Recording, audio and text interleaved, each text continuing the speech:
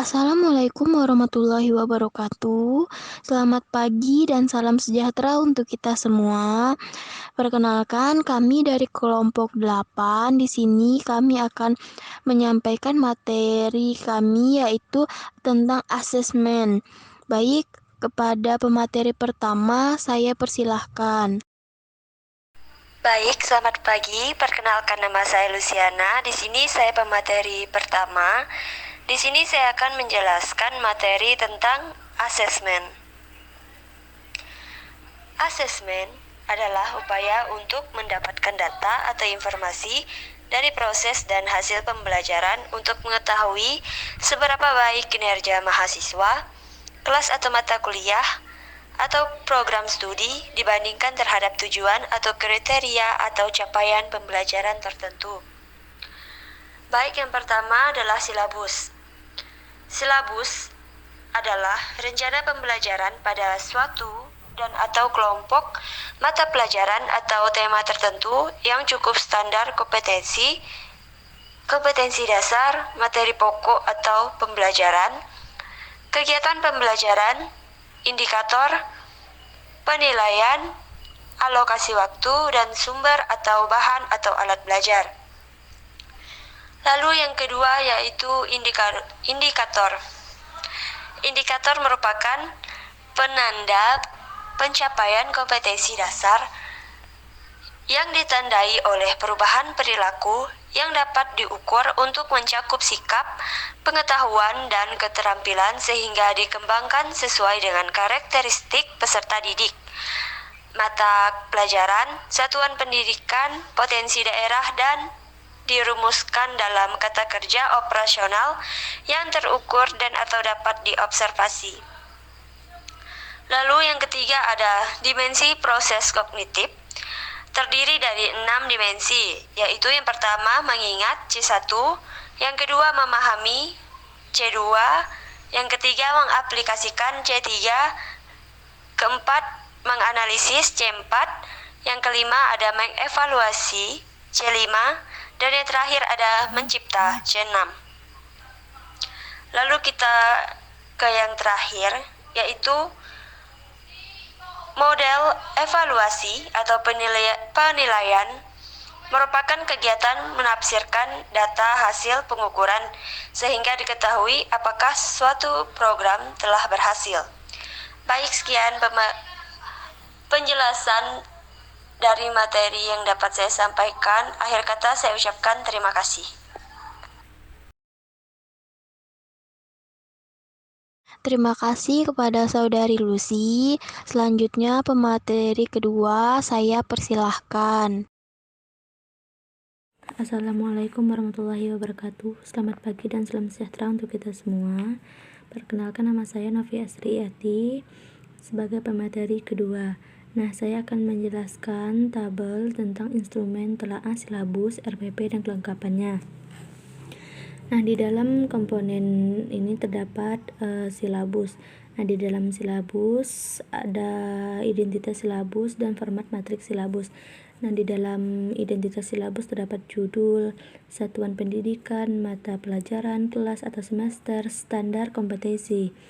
Sedangkan di format matriks silabus terdapat kompetensi dasar, materi pokok atau materi pembelajaran, kegiatan pembelajaran, indikator. Nah, di dalam indikator ada kognitif, psikomotor, dan afektif atau termasuk karakter.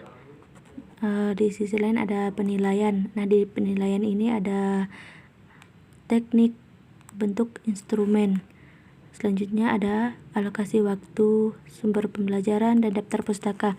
Nah, di dalam tabel ini terdapat beberapa keterangan, yaitu ada, tidak ada, dan catatan perbaikan. Nah, jika di dalam silabus tersebut terdapat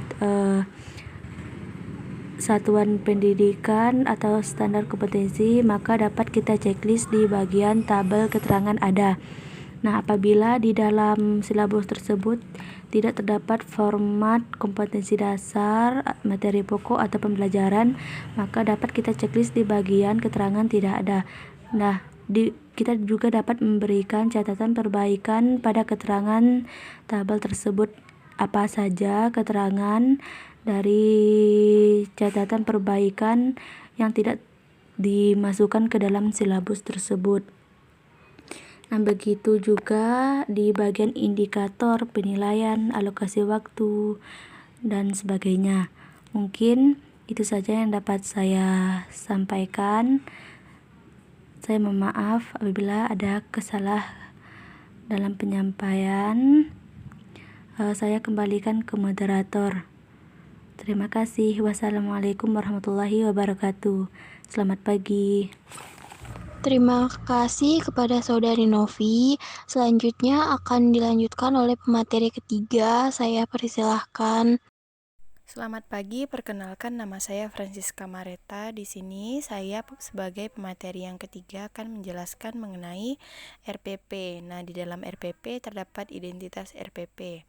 Nah, di dalam identitas RPP terdapat judul, satuan tingkat pendidikan, mata pelajaran, kelas atau semester, alokasi waktu.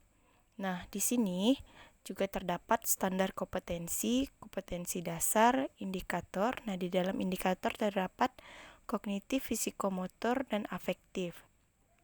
Selanjutnya, tujuan pembelajaran menggunakan format ABCD. Kemudian materi pembelajaran, pendekatan atau strategi atau model atau metode atau pembelajaran, alat dan bahan, langkah-langkah proses pembelajaran. Yang A, motivasi tidak boleh hanya variabel. Yang B, mencantumkan alokasi waktu setiap langkah. Yang C, bahan ajar di skenario. Yang D, keterampilan berpikir di skenario. Nah, di sini jika ada, maka dia akan dicentang di tabel yang ada. Jika tidak ada, maka dia centang di tabel yang tidak ada. Nah, juga bisa diberikan sebuah catatan perbaikan. Nah, mungkin sekian yang dapat saya sampaikan. Kurang dan lebihnya saya mohon maaf dan akan dilanjutkan oleh pemateri yang keempat. Terima kasih kepada Saudari Mareta. Selanjutnya materi keempat yang akan dibawakan oleh saya sendiri. Assalamualaikum warahmatullahi wabarakatuh. Perkenalkan, nama saya Rahayu Trianti. Di sini saya akan membawakan materi keempat dan melanjutkan materi dari Saudari Mareta. E. Perilaku berkarakter diskenariokan. F. Keterampilan sosial diskenariokan. 10. Sumber pembelajaran. 11. Daftar pustaka. Dan ada komponen LKS dan kunci LKS mencakup judul, mencantum tujuan pembelajaran atau indikator yang sesuai di RPP, alat atau bahan jika ada, rumus masalah, hipotesis, variabel, definisi, operasional, tabel data, analisis, kesimpulan, dan penerapan jika ada, daftar pustaka, kunci LKS, kebenaran isi atau fakta, konsep teori, kejelasan atau kebenaran gambar. Selanjutnya ada buku siswa atau bahan bacaan atau modul yang mencakup harus mencantumkan tujuan pembelajaran atau indikator yang sesuai di RPP, rangkuman materi latihan atau aktivitas, daftar pustaka, kunci latihan, kebenaran isi atau fakta, konsep teori, kejelasan atau kebenaran gambar. Dari komponen tersebut, jika mencakup dari buku siswa atau bahan bacaan atau LKS dan kunci LKS, jika ada di checklist di kolom ada, jika tidak ada di checklist di kolom tidak ada, dan berikan catatan perbaikan. Selanjutnya pemateri kelima atau materi terakhir, saya persilahkan. Assalamualaikum warahmatullahi wabarakatuh. Perkenalkan, nama saya Marlina Apiana. Saya sebagai pemateri kelima akan menyampaikan materi tentang lembar penilaian dan kunci. Nah, dalam komponen lembar penilaian dan kunci terdapat dua hal yang harus diketahui, yakni validitas isi butir-butir setiap lembar penilaian.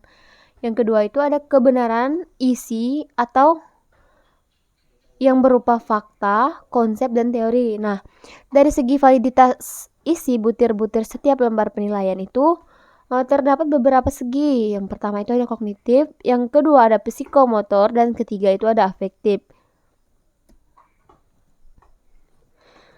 Yang selanjutnya ada media. Nah, yang pertama itu yang masuk ke media itu ada media itu menunjang ketercapaian indikator. Yang kedua, media diskenariokan di RPP. Nah, maksud dan tujuan media diskenariokan di RPP adalah untuk mengarahkan kegiatan pembelajaran siswa dalam upaya pencapaian kompetensi dasar atau KD. Nah, yang terakhir itu ada daftar pustaka. Selanjutnya itu ada yang kolom ada kolom tidak ada, dan kolom catatan perbaikan. Nah, jika semua komponen tersebut itu masuk ke baik dalam ke lembar penilaian LP dan kunci maupun media, jika ada itu masuk ke tabel, ke kolom ada itu dicentang. Sebaliknya, jika tidak ada itu kolom tidak ada itu dicentang dan ditambah dengan catatan perbaikannya. Sekian materi dari saya kembalikan ke moderator. Terima kasih kepada Saudari Marlina. Mungkin cukup sekian hasil presentasi dari kami. Kurang dan lebihnya kami mohon maaf. Sekian, terima kasih. Assalamualaikum warahmatullahi wabarakatuh.